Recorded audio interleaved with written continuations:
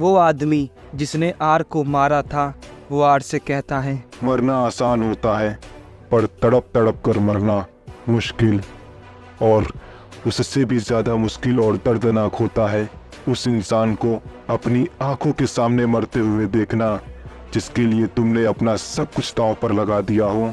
रात के 12 बजे थे। हल्की हल्की बारिश हो रही थी और आर सड़क के बीचों बीच खून से लथपथ बैठा हुआ था। उसके हाथ पैर से खून निकल रहे थे। वो ठीक से खड़ा भी नहीं हो पा रहा था। उसके गाल पे चाकू के कट के निशान थे, ऐसा मानो किसी ने बेरहमी से उसको मारा हो। वो ठीक से सांसें भी नहीं ले पा रहा था और आज कितने सालों बाद उसकी आंखों में एक डर दिख रहा था, वो डर जो अपनों को खोने का होता है। आर इसके पहले कुछ सोचता, वो आदमी जिसने आर को मारा था वो आर के पास आता है और एक चाकू से उसका गला काटने वाला ही होता है। तभी पीछे से एक आवाज़ आती है, ओए ये मेरा शिकार है। और बहुत सारे लोग वहाँ बाइक लेकर आने लगते हैं। तेरे शहर में है रुका बाजाराव साहब का, चोरी बेहिसाब का, कदी आर पार का, रेड ट्रेंड भी चले देख मारे ब्रांड का, तोड़ना कोई बेटा छोड़ याद दो ब्रांड का।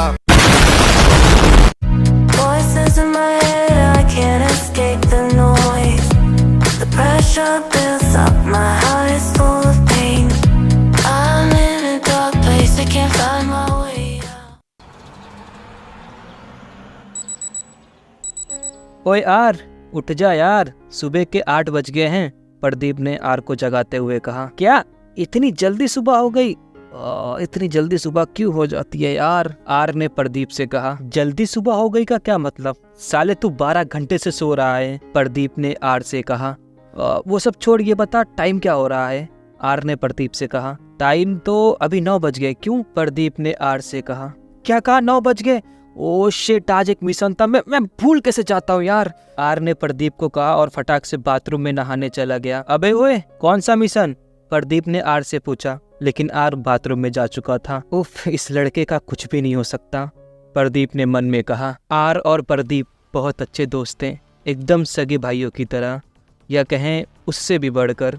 लेकिन ये दोनों अकेले नहीं है, इनका एक ग्रुप भी है जिनमें टोटल 7 लोग हैं और इनका नाम है आर, प्रदीप, अमन, रोहित, अमित और शुभम। इनकी दोस्ती पूरी मुंबई शहर में मशहूर है। ये लोग ऐसे दोस्त हैं जो अपनी दोस्ती निभाने के लिए किसी भी हद तक जा सकते हैं।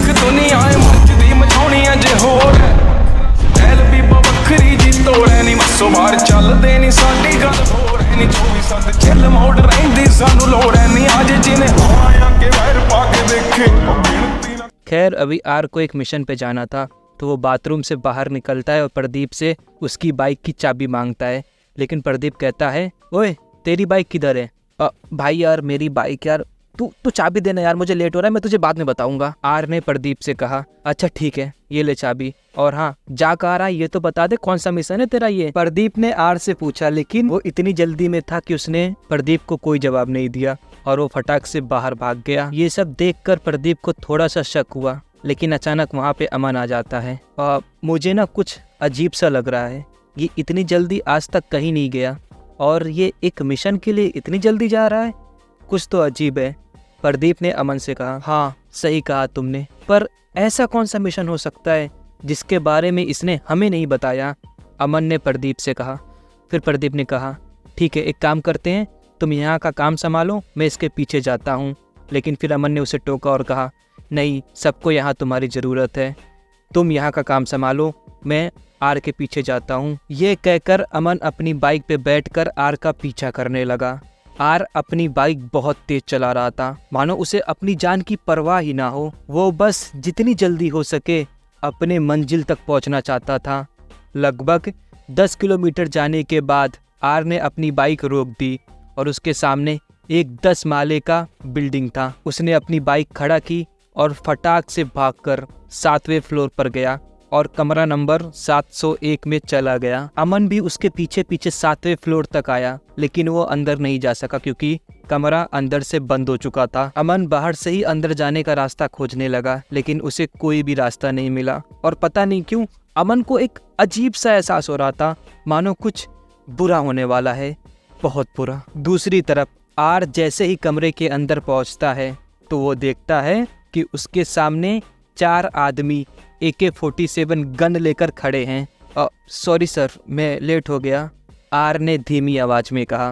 तभी उन आदमियों के पीछे से एक 56 साल का बूढ़ा आदमी कोट पैंट पहने बाहर निकला। तुम पूरे 2 घंटे लेट हो आर, बूढ़े आदमी ने आर से कहा। मुझे माफ़ करना सर, वो काली बिल्ली ने रास्ता काट दिया था इसलिए लेट हो गया, आर ने बूढ़े आदमी से कहा। तू इतना बड़ा हो गया है और तुझे अभी भी झूठ बोलना नहीं आया गधे कहीं के, और तू खुद को हैकर कहता है, उस बूढ़े आदमी ने चिल्लाकर आर से कहा।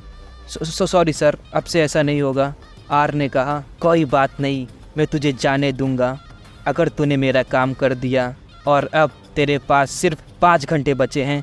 तुझे सिल्वर कंपनी को हैक करना है, और अगर तूने 5 घंटों के अंदर ये काम नहीं किया तो मैं तुझे गोली मार दूंगा, उस बूढ़े आदमी ने आर से कहा। लेकिन सिल्वर कंपनी का नाम सुनते ही आर मानो ठहर सा गया।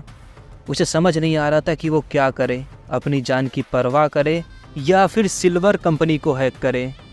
ओए चूजे, सिल्वर कंपनी का नाम सुनकर तेरे चेहरे के होश क्यों उड़ गए, उस बूढ़े आदमी ने आर से पूछा।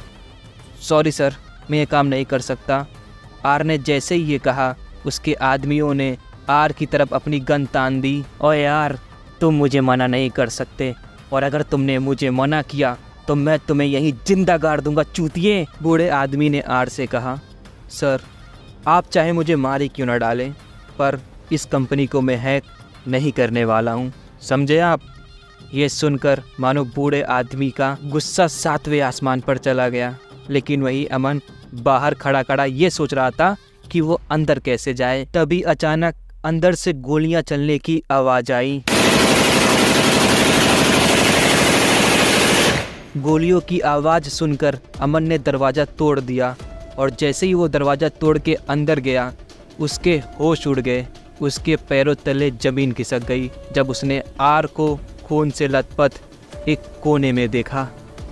तो गाइस, बस आज के लिए इतना ही। ये पहला एपिसोड था, और हाँ, आपको कैसा लगा पहला एपिसोड कमेंट करके बता देना, और दूसरे एपिसोड के लिए तैयार रहना क्योंकि दूसरा एपिसोड बहुत ही ज़्यादा मस्त आने वाला है, ठीक है। और हाँ, अगर तुमने इंस्टा पे फॉलो नहीं किया तो कर लो, वहाँ पे आके बातें करेंगे। और हाँ, स्टोरी कैसी लगी इसका रिव्यू कमेंट में दे देना यार। तो बस आज के लिए इतना ही, और मैं मिलता हूँ आपको अगले वीडियो में, तब तक के लिए